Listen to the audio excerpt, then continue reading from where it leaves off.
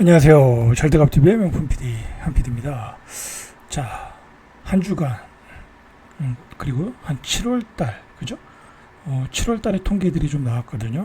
자, 부동산 시장 어떻게 돌아갔는지 그리고 현재 상황 그리고 앞으로의 전망까지 한번 살펴보시죠. 자, 일단 영끌이 꺾이지 않고 있다고 그래요. 8월달에도 자 8월 다 됐죠, 그죠? 8월 다 됐어요. 오늘 9월 1일이죠. 그죠? 근데 아직 통계가 다 안 나온데도 불구하고 5대 은행의 주담대가 역대급으로 7조 원 이상 늘어났다. 7월만은 조금 못한데 8월에도 늘어났다. 폭발적으로 늘어났다. 자, 주담보 잔액이 전세자금 대출 포함해서 5대 은행 기준으로 볼 때 한 567조 735억. 자, 근데 7월 말에 559조 7,501억. 자, 여기에서 이제 567조로 7조가 늘어났다라는 거, 7조 3천억 정도가 늘어났다라는 거죠. 자, 어디에서 늘어났냐면, 일단 금액이 그쪽에서 늘어났다고, 이 고가주택에서 늘어났다고 얘기할 수는 없는 거고요. 일단은 고가주택의 시장을 계속 주도하고 있다라는 게 중요한 거예요. 자, 7월 달에 서울 지역 주택 매매, 통계가 12,783건. 이게 예상보다 많이 나왔어요. 그죠? 예상보다 많이 나왔어. 6월에도 거래량이 많이 늘었는데 6월보다 41%, 2년 11개월 만에 만 건을 넘어섰다. 그죠? 자, 8월 달에는 거래량이 좀 줄겠죠. 왜 주냐면 가격이 너무 많이 올라갔어요. 그러니까 부담스러워서 거래 못 하는 거죠. 자, 그러나 뭐 노도강, 뭐 수도권에서 거래량이 늘 수가 있기 때문에 8월 거래량은 나와봐야 하는데 8월 또 만 건은 넘겠죠. 그죠? 만 건은. 자, 이 중에서 강남 4구, 강남 서초, 송파 강동 주택 매매 거래량이 3천 건을 넘어섰다. 자, 전체 서울 거래량의 4분의 1. 그러니까 이 지역이 이 가격을 주도한 거예요. 그죠? 이 지역이 가격을 주도했다. 2020년 12월 이후 3년 7개월 만에 가장 많이 나타났다. 자, 시장은 지금 뜨거운 거예요. 그죠?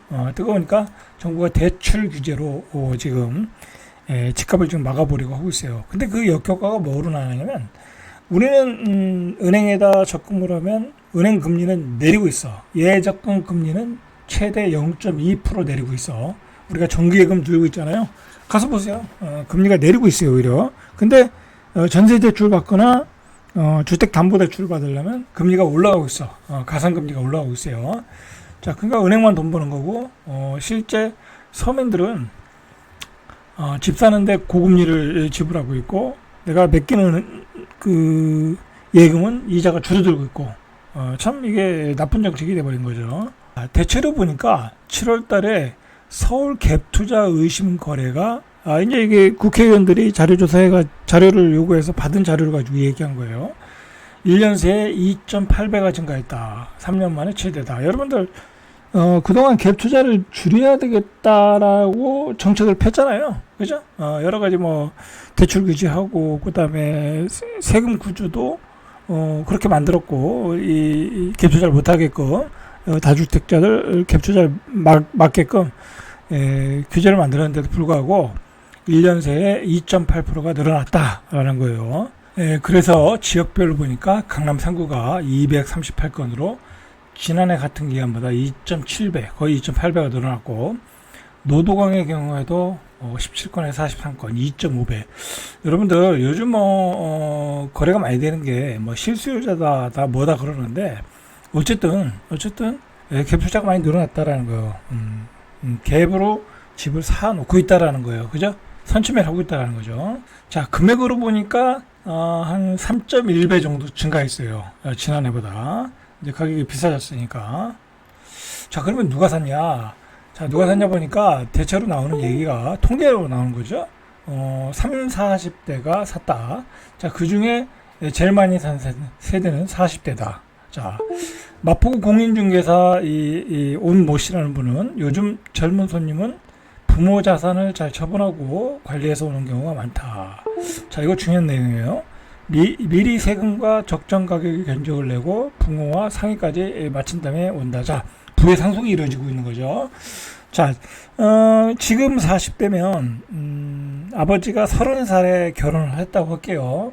뭐 그때는 그보다 조금 빨리도 오는데, 그는 아버지가 68세에서 70세, 그냥 70세의 아버지는 70세고 아들은 40세예요. 그럼 아버지는 어떤 입장이에요? 자식에게 이제 자산을 물려줄 수 있는 나이가 된 거죠. 그죠? 이제 70 넘으면은 내가 이제 언제 이 세상을 하직할지 모른다라고 이제 그렇게 생각해서 대부분의 아버지들이 조금씩 물려줘요. 그죠? 증여를 통해서, 증여를 통해서, 그죠? 상속은 돌아가셔야 되는 거니까. 자, 그러면은 아버지가 예를 들어서 건물을 가지고 있어, 상가를 가지고 있어, 땅을 가지고 있어. 그러면 그걸 팔아버려요. 그죠? 팔아서 자식에게 증여를 하겠죠. 그죠? 증여라든지 아니면 몰래 물려주든지 그러겠죠. 그럼 그 재산을 가지고 아들들이 마용성 강남으로 달려오는 거예요.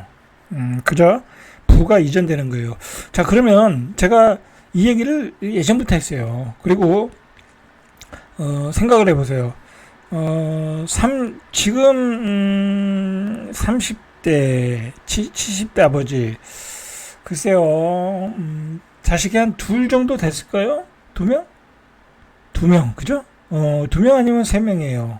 그럼 두 명 아니면 세 명이니까 자산을 물려주기도 더 용이해졌어요. 옛날에는 네 명, 다섯 명 되면 뭐 나눠 가지면 별거 없잖아요. 그죠? 나눠 가지면 별거 없는데 두 명 정도 되면 자산을 많이 물려줄 수 있잖아요. 자, 그런 돈을 가지고 지금 달려오고 있다. 그렇게 보시면 돼요. 그러니까 시중에 우리 아버지가 이루어놓은 그 자산들, 그 많이 이제 자산의 가치가 올라갔잖아요. 뭐 주식도 올라갈 거고, 땅도 올라갈 거고, 상가도 옛날에 사는 거면 다 올라갔을 거고, 그 자산의 총액이, 유동성이 마용성으로 그냥 쏠려 들어온 거야. 강남과 마용성으로 쏠려 들어왔다. 그런 거예요. 이게 어떻게 보면 시장의 왜곡이 된 거죠. 어떻게 보면 시장의 착각 현상이, 착시 현상이 일어나는 거죠. 그죠?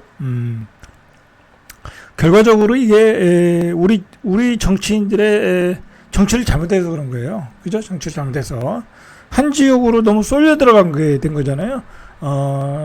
지역과 서울과 수도권과 지역 간의 불균형 발전, 또 서울과 수도권에서 서울의 불균형 발전, 서울에서도 강남과 강북의 불균형 발전. 자, 그런 게 이제 그런 그동안의 과오가 결국 아버지의 총 유동성이 아들을 통해서 강남과 마용성으로 쏠려 들어왔다.